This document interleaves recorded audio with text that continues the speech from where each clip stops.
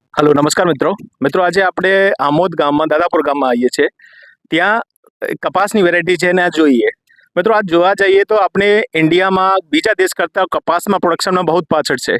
બ્રાઝિલમાં તમે જો ત્યાં 20 ક્વિન્ટલ એકરનું ઉત્પાદન છે, 20 થી ઉપર છે। આપણે ઇન્ડિયામાં અત્યારે 5-7 ક્વિન્ટલનો એકરનો પણ એવરેજ આવે છે। એનું કારણ શું છે? મેઇન કારણ છે એનો કે આપણે વેરાયટીનો સિલેક્શન સાચું નથી કરતા કે આપણે વિસ્તારમાં કઈ વેરાયટી જોઈએ, બરાબર ના। અત્યારે આપણે આમોદમાં આવીએ છીએ ત્યાં જોઈએ કે કઈ વેરાયટી આપણે સિલેક્ટ કરીએ, આમાં શું કેરેક્ટર હોવું જોઈએ એ જોઈએ। અત્યારે આપણે નામ સંકેતનો પ્લોટ છે, ત્યાં જોઈએ તો 311 જેવા બોલ છે મિત્રો। આમ જોવા જઈએ તો ઇમ્પોર્ટન્ટ કોઈ પણ વેરાયટી હોય આમાં 3-4 કેરેક્ટર હોવું જરૂરી છે। નંબર ઓફ બોલ, સકિંગ ટોલરન્ટ, જીવાત ઓછું આવે ને ઉત્પાદનની કેપેસિટી આમાં હોવું જોઈએ। અત્યારે આપણે જોયા તો સંકેતમાં 311 બોલ છે, બરાબર ના।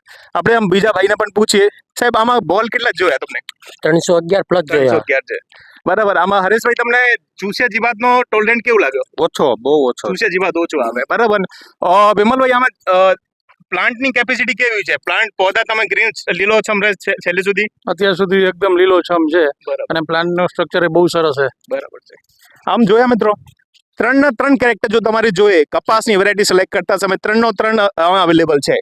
311 આ છોડમાં છે। આમ તમે આમ જોઈએ તો આખા પ્લોટમાં તમે 300 પ્લસ ઝીણવાનું પ્લોટ તમે મળી જાય। 300 પ્લસ ઝીણવા ને તમે આમ જો વીણવામાં પણ સાવ સરળ। મજદૂર તમારે ખેતરના હોય ને એ પણ કહે કે સાહેબ સંકેત જ વાવવાનું છે। તો તમારા ખેડૂતનું તો એક જ વિનંતી છે, આવતા વર્ષે સંકેત જેવો નહીં, સંકેત જ વાવવાનું છે। નમસ્કાર।